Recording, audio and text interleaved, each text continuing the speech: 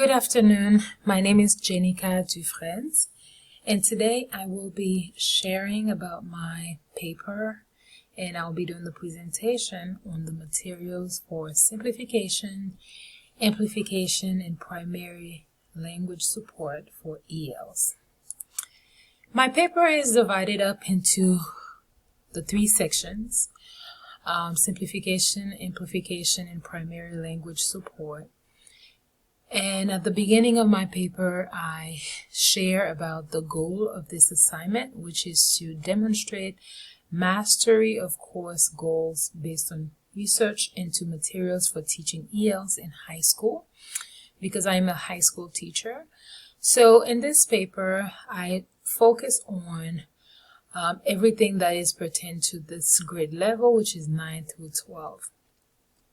The lesson plan that I have for this paper is that it focuses on the 13 original colonies, and throughout the lesson, students will explore what were the 13 colonies and how they were divided up regionally.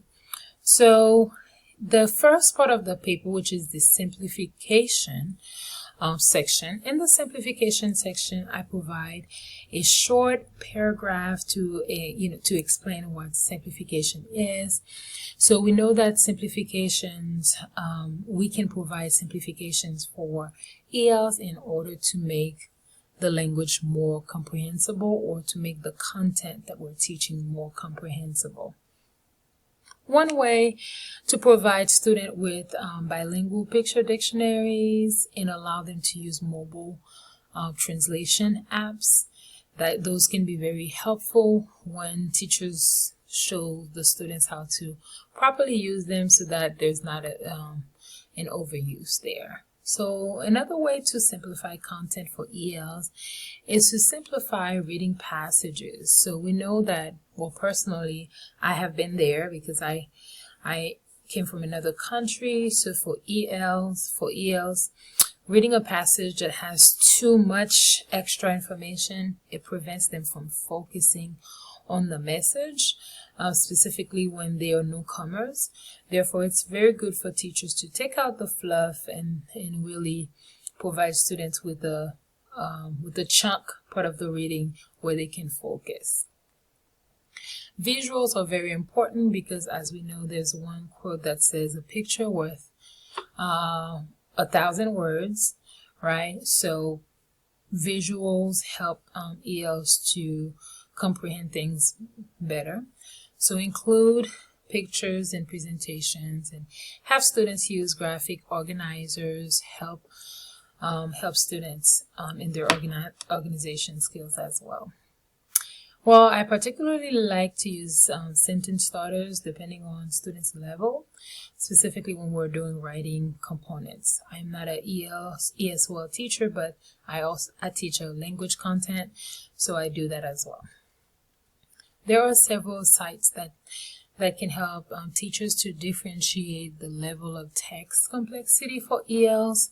So I have some of those websites here, and then down there I have a chart that I created where I compare the three websites. Now, in comparing the three websites, I share about their advantages, but I did not find any disadvantage, just because I think all three websites were wonderful, and teachers can use them to differentiate nicely. The second part of my paper is the amplification section. So I also explain what is amplification. The goal of amplification is to increase the level of the content presented to ELs and further extend their learning beyond the classroom. So we know that students will go on with their lives. We want them to be able to get a job. We want them to be able to immerse themselves in the language. Therefore, some of the ways that I could amplify language for students is to encourage them to write a journal, right? And then they can create a Duolingo book, and they can also get a job, because again, I teach high schoolers. They can get a job where they're able to use the language. One of the ways is to change the setting of their social media platforms or accounts.